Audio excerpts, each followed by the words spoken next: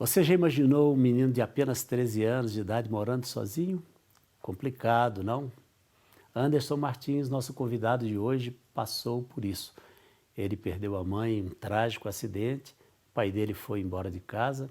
Nessa época, totalmente sozinho, o Anderson acabou conhecendo as drogas e, para ter dinheiro, começou a fazer uso do tráfico. Um dia, voltou aos caminhos do Senhor e conseguiu sair dessa vida que com certeza o levava para a morte. Ele nos conta agora mais um pouco dessa história. Anderson, boa noite, bem-vindo ao programa. Boa noite, pastor Vanderlei. Boa noite a todos os telespectadores, que estão agora, nesse momento, assistindo esse programa que traz vida e também sabedoria. E isso nos traz muito temor a Deus. Realmente, a gente viveu momentos de tristeza, momento de dor, mas sabemos que Deus, dentro da sua onisciência, da sua onipotência, Ele sondou os nossos corações e viu o real interesse de sair de situações que não era boa naquele momento, no ano de 1997, quando eu perdi a minha mãe. Foi o fato de ter perdido a sua mãe dessa forma trágica, Anderson, foi um acidente, e o fato de o seu pai ter deixado a casa que te levou à experiência de viver sozinho com apenas 13 anos. E por que foi viver sozinho? Não havia mais ninguém da sua família com quem você pudesse dividir um espaço? Pastor Vanderlei, a mãe, ela é uma estrutura dentro da casa, A Bíblia fala que a mulher sábia, ela edifica a sua casa. E eu nasci, na igreja, eu fui criado dentro da igreja, eu fui apresentado no altar do Senhor. Mas em 1997, a minha mãe sofreu um acidente na porta da igreja. O culto havia acabado, em Nova Lima, e ela tinha dado uma palavra ainda, tinha orado naquele culto.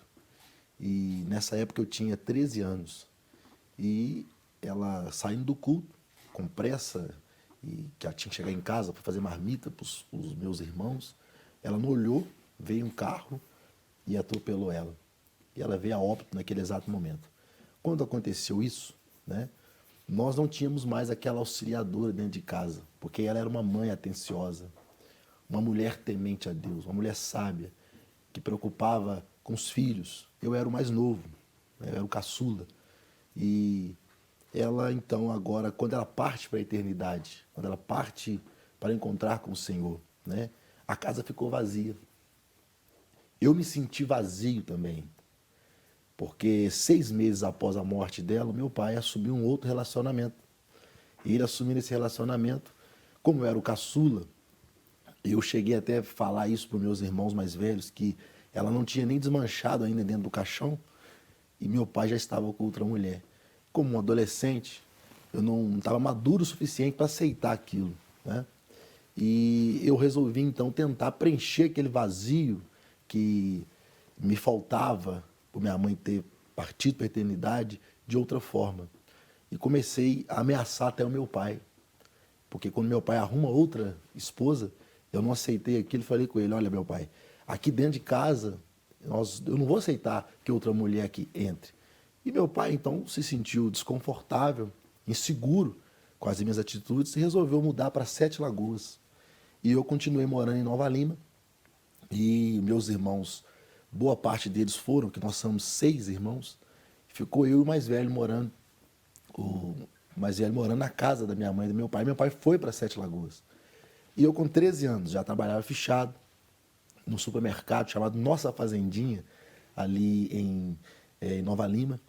E trabalhava, e com aquele vazio dentro do coração, chateado. Com 13 para 14 anos, eu comecei a beber uma cerveja, comecei a fumar um cigarrinho em Hollywood, comecei ali a me envolver com mulheres, e eu comecei então a me prostituir.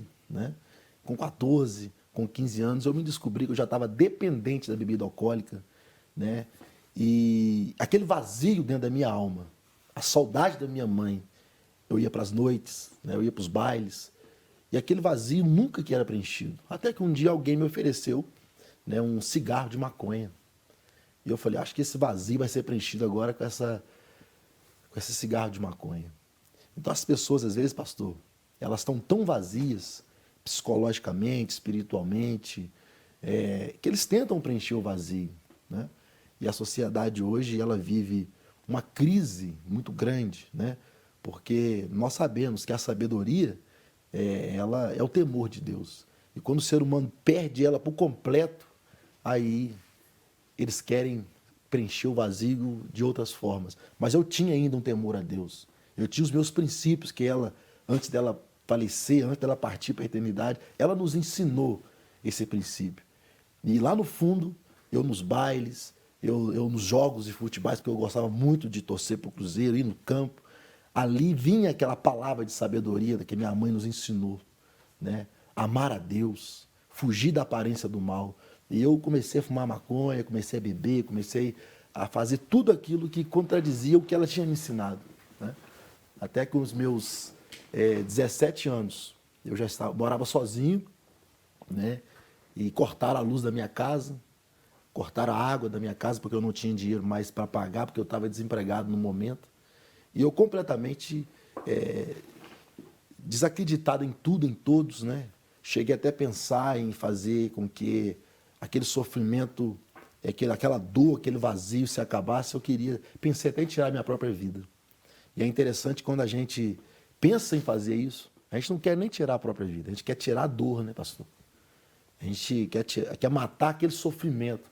Tentei preencher o vazio com bebida, com droga. Quando eu não conseguia, eu falei, eu vou tentar tirar esse vazio, me acabando com a minha própria vida. Mas no ano de 2001, eu estava na cidade de Sete Lagoas, a convite do meu pai, e tinha uma cruzada evangelística naquele dia. Eu levantei as minhas mãos cansadas e conheci esse amor glorioso do Senhor Jesus Cristo. E a minha vida, a partir de 2001 para cá, se tornou outra vida. Aquele vazio da minha alma, a saudade da minha mãe, a saudade do carinho do meu próprio pai, o Espírito Santo, ele foi ali e começou a preencher no ano de 2001, na cidade de Sete Lagoas. Agora, você disse que essa incursão sua pelo mundo das drogas era a tentativa do preenchimento de um vazio. A gente ouve muito essa história, ouve muitas pessoas falando desse vazio existencial que muitas experimentam. No seu caso, não era tanto um vazio existencial, era o vazio da ausência da figura materna, daquela que era, na verdade, o seu porto seguro. E assim como você, muitas pessoas acabam, sim, buscando alternativas nada boas, que vão trazer consequências até muito desagradáveis, tentando, de alguma forma, aplacar, né, essa dor ou diminuir esse vazio, na verdade, aumentando ele mais ainda. Você fez uso de drogas por alguns anos. Isso. Como é que foi sair dessa dependência? Porque, claro, você já havia criado uma dependência. Sim. Foi um processo, foi imediato, foi através daquele momento que você viveu em Sete Lagoas e ali houve uma ruptura com a dependência? Como é que foi? Pastor, existe dois tipos de droga, né? Tem aquela droga lícita e a droga ilícita, né? Eu, na verdade, eu era totalmente dependente mesmo, era da bebida alcoólica. Bebia muita cerveja, gostava de tomar uma pinga. E quando a gente fala daquela droga que não é liberada, né, eu fiz uso da maconha, né? Eu não cheguei a conhecer a cocaína, eu não cheguei a conhecer o crack, não cheguei a usar nada disso. Por um tempo eu cheguei até comercializar a maconha, né? Mas o interessante é que... Mas esse comércio que você fazia era para manter o seu uso ou você estava fazendo isso meio de vida? É um meio de vida, né, para a gente tentar. Estava desempregado e naquela vida sem nenhuma expectativa. Então eu falei, vamos vender um negócio aqui, influenciado pelos amigos, né, influenciado pelos colegas na época. Então quando eu aceitei a Jesus Cristo, eu também fumava cigarro, foi de imediato. Eu larguei tudo. Jesus, ele preencheu todo aquele vazio, aquela necessidade, às vezes, de matar, né? Aquela dor que estava dentro de mim. O senhor disse que muitas pessoas realmente fazem isso. Realmente isso acontece. As pessoas hoje vivem um vazio materno e um vazio sentimental, um vazio profissional, porque eu não arrumo emprego. E às vezes eles entram nesse meio, né? Eles tentam de outra forma. Mas quando, através da fé, a gente crê, a gente traz à existência aquilo que está longe da gente, Jesus muda a história da gente. Ele mudou a minha. Né? Já passaram 17 anos, pastor. Passa tão rápido o tempo, né? 17 anos. Hoje, as pessoas me veem na cidade que eu nasci e nem acreditam. Né? Eu aceitei Jesus na Assembleia de Deus, Missão, em Sete Lagoas, com o pastor Milton de Oliveira Soares, que hoje também dorme no Senhor. Fui pastoreado pelo pastor Adailto Cosmo de Araújo, em Sete Lagoas. Aprendi muito com ele. Né? Fui consagrado ao diaconato em 2007. Né? Fui consagrado ao presbitério pelo saudoso pastor Anselmo Silvestre, né? Que hoje também dorme no Senhor, um grande pastor, um grande líder.